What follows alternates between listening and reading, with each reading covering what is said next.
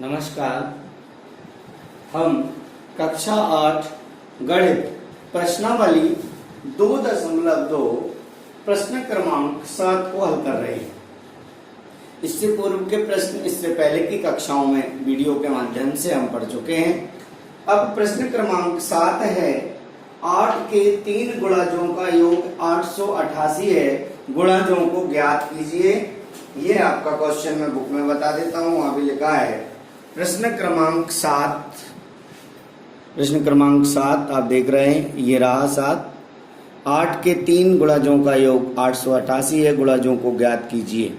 ठीक है, हम हल करते हैं इसको।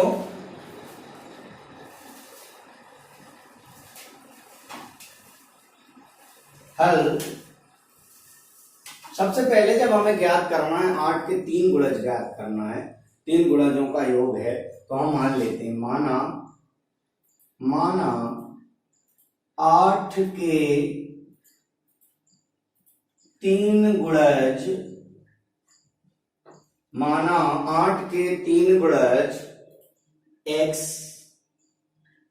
अब अगले में देखो आप, x + 8 व x + 8, ये रहा, उसमें 8। हमने मान लिया कि माना 8 के 3 गुणज, एक x + 8 और x + 16, मतलब x + 8 + 8, ये है माना 8 के 3 गुणज x + 8 और x + 8 + 8 है। अब हमने लिखा प्रश्न के अनुसार इन तीनों का जो योग है वो है 888। हमने लिखा x पहला गुणज था, x + 8 दूसरा गुणज था, x + 8 + 8 को हमने लिख दिया 16 बराबर 888। कोई दिक्कत है? ठीक है।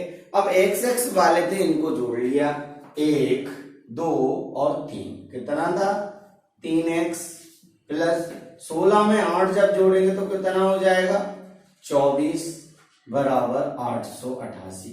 यहां तक कोई दिक्कत है? नहीं है। अब हमने क्या किया, 3x बराबर 888 - 24, ठीक है ना। चलिएगा, x बराबर 4 और 6, देखो 888 में से जब 24 घटा देंगे तो क्या बचेगा 864 और बटे 3, ये 3 जो था ये बटे 3 पहुंच गया। ठीक है।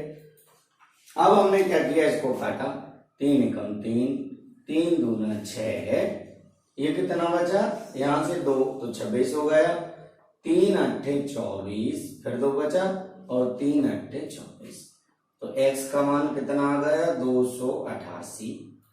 हमने क्या माना था कि x का एक गुणांक x है, 8 का एक जो गुणज है वो x है, दूसरा x + 8 है और तीसरा x + 16 है। ठीक है। हम लिखेंगे अतः 8 के 3 गुणज क्या हो गए, पहला 288, ठीक, फिर आपका आ जाएगा 288 में 8 जुड़ जाएंगे तो आपका कितना हो जाएगा 296 बराबर 296, और फिर आपका 296 में 8 जुड़ जाएंगे तो कितना हो जाएगा 304 है। ठीक है। अतः 8 के 3 गुणज 288, 296 व 304 होंगे। ठीक है। ये हमारा प्रश्न क्रमांक 7 कंप्लीट हुआ।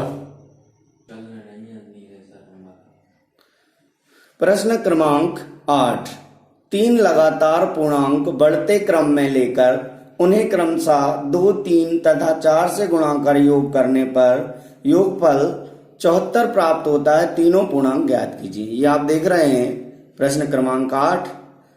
3 कोई लगातार पूर्णांक लेना है, उनको 2, 3 व 4 से गुणा करना है और उनका जो योग आएगा वो 74 प्राप्त होगा, तब हमें तीनों पूर्णांक ज्ञात करना है। आइए हम हल करते हैं। हम लिखते हैं माना 3 पूर्णांक x प्लस 1 व x प्लस 2 है। माना 3 पूर्णांक x प्लस 1 व x प्लस 2 है। ठीक है, अब हम लिखते हैं प्रश्नानुसार। प्रश्न कहता है कि पहले जो पूर्णांक है उसमें 2 का गुणा करेंगे। पहला पूर्णांक है उसमें 2 का गुणा करेंगे, कर दिया।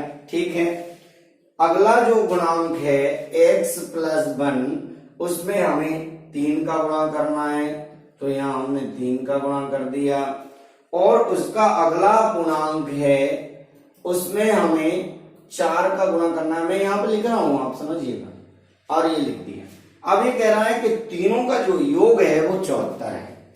ये बराबर जो है ये 74 है, और है क्या योग, तो इसलिए हमने इन सबके बीच में क्या लगा दिए, प्लस लगा दिए। अब प्लस लगाया तो हमने अब इसको सही करते हैं। देखो आप 2x ऐसा कैसा रहा, 3 का अंदर गुणा करेंगे तो 3x हो गया, 3 एकम 3 हो गया। 4 का करेंगे तो 4x हो गया, और 4 दूना 8 हो गया, और बराबर 74 हो गया। अब हम x वालों को जोड़ लेंगे। क्या करेंगे, x वालों को जोड़ लेंगे।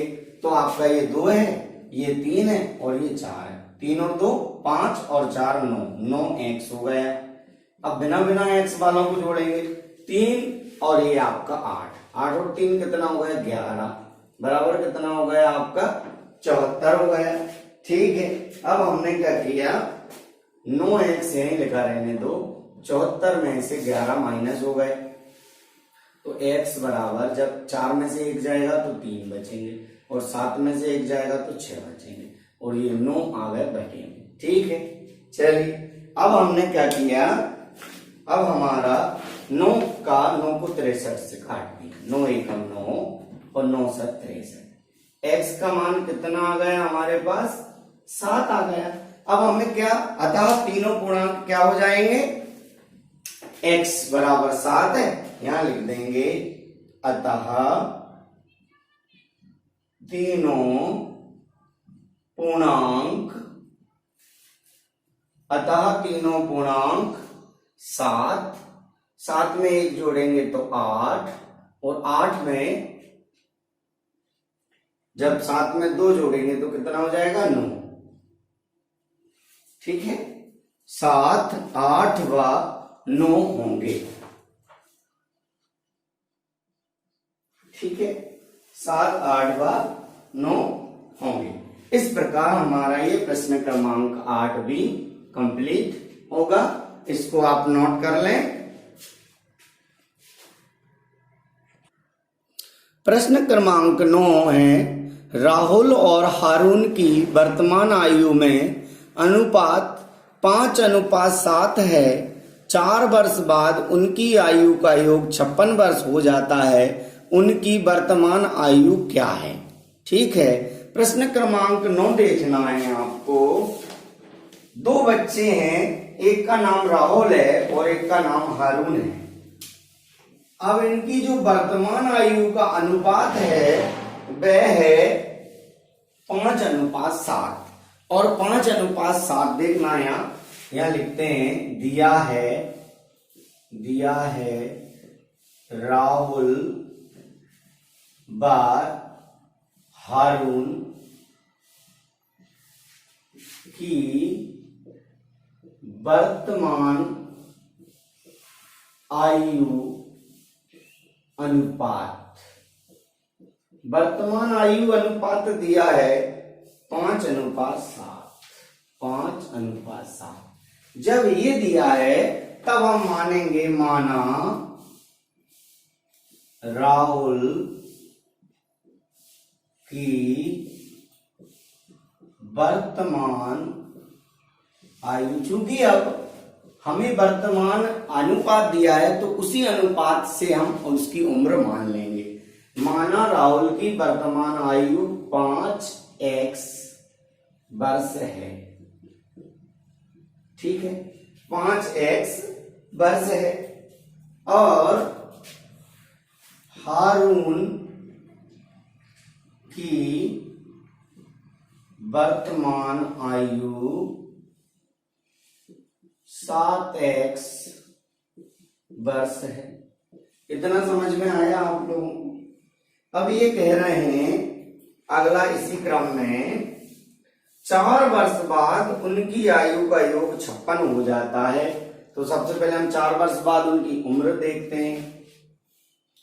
4 वर्ष बाद राहुल की आयु अभी कितनी थी? 5x थी। 4 साल बाद 4 और जुड़ जाएगी तो 5x + 4 वर्ष हो जाएगी, ठीक है। अब आगे जब हम जाएंगे, अब 4 वर्ष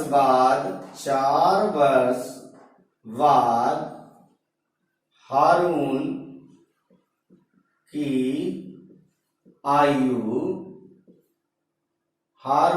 आयु कितनी हो जाएगी? बराबर 7x + 4 वर्ष, ये हो जाएगी आपकी, ठीक है। अब ये प्रश्न कह रहा है कि 4 वर्ष बाद राहुल की दोनों का जो योग है वो कितना हो जाएगा? सॉरी, दोनों का योग 56 वर्ष हो जाएगा। अब हमने प्रश्न अनुसार लिख दिया, लिख दो तो प्रश्न अनुसार। प्रश्न कह रहा है कि दोनों की आयु जो थी 5x + 4 हो गई राहुल की, बीच में प्लस लगाया, 7x + 4 हो गई हारून की, और दोनों का योग कितना हो गया? 56 हो गया। अब जब दोनों का योग 56 हो गया तो x वालों को हम क्या करेंगे? जोड़ लेंगे। 7 और 5 कितने हो गए? 12x बराबर 56, और ये चारों 4 8 थे तो बराबर उधर चल प्लस के थे तो उधर जाके माइनस के 8 हो गए। अब ये 12x बराबर 56 को 8 से माइनस किया तो कितना बचा? 48 बचा। तो x बराबर आपका आ गया 48/12, ठीक है। 12 को हम 12 से 48 को काट देंगे तो हमारा आ गया 12 एकम 12 और 12 चौके 48। x का मान कितना आया हमारे पास? x बराबर हमारे पास आ गया 4, ठीक है। अब जब x बराबर हमारे पास 4 आ गया तब हमें क्या करना था? दोनों की वर्तमान आयु ज्ञात करनी है। तो वर्तमान आयु हम लिखते हैं, यहां लिखना अतः, या चेंज पेन से लिखते हैं अतः, नीचे लिखेंगे आप, ऐसा नहीं बनाएंगे, यहाँ जगह का अभाव था इसलिए हम यहां पर लिख रहे हैं।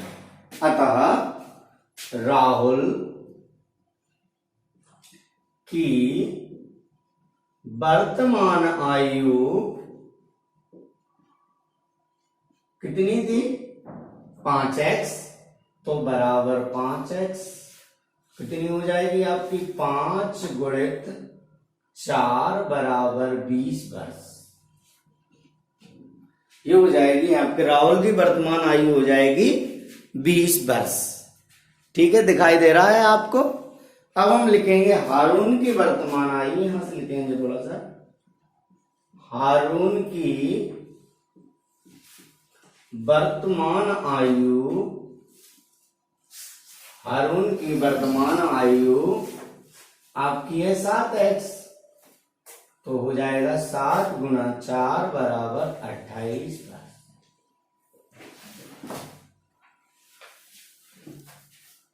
इस प्रकार से कितना हो जाएगा? ये आपकी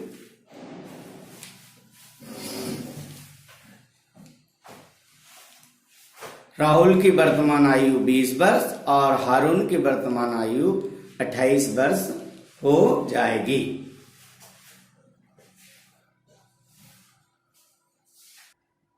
प्रश्न क्रमांक 10, किसी कक्षा में बालक और बालिकाओं की संख्याओं में अनुपात 7:5 है। यदि बालकों की संख्या बालिकाओं की संख्या से 8 अधिक है तो कक्षा में कुल कितने विद्यार्थी हैं? 10वां प्रश्न हम हल करते हैं। हमें दिया है बालक और बालिकाओं का अनुपात 7:5। ठीक है, हम हल करते हैं। दिया है बालक बालिका अनुपात, बालक बालिका अनुपात दिया है 7:5। ठीक है, और हमें क्या करना है, कुल विद्यार्थियों की संख्या कक्षा में ज्ञात करना है, साथ ही बालक और बालिकाओं की हमें ज्ञात करनी पड़ेगी। तो हम मान लेंगे, माना बालकों की संख्या 7x है, और यहां माना पहले लिखो, माना कक्षा में बालकों की संख्या 7x है। ठीक है, तथा बालिकाओं की संख्या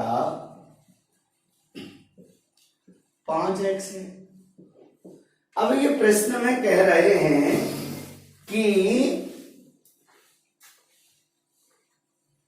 बालकों की संख्या बालिकाओं की संख्या से 8 अधिक है।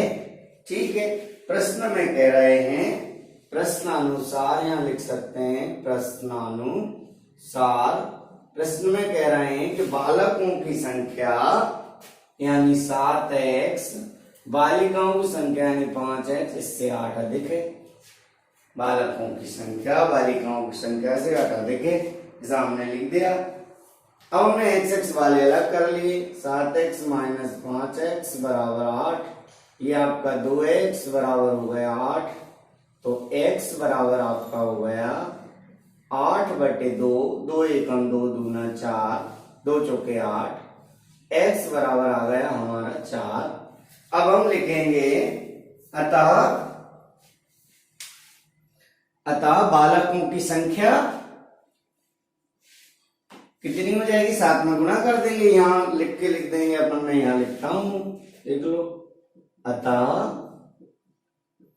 बालकों की संख्या, कक्षा में बालकों की संख्या बराबर हो जाएगी आपकी 7 × 4 बराबर 28, है ना। और बालिकाओं की संख्या,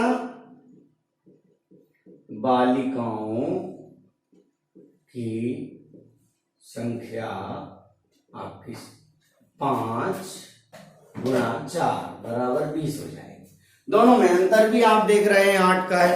इस प्रकार से हमारा ये 10वां प्रश्न भी कंप्लीट हो गया। आज की क्लास को हम यहीं विराम देते हैं, शेष क्वेश्चनों को अगले क्लास में करेंगे। धन्यवाद।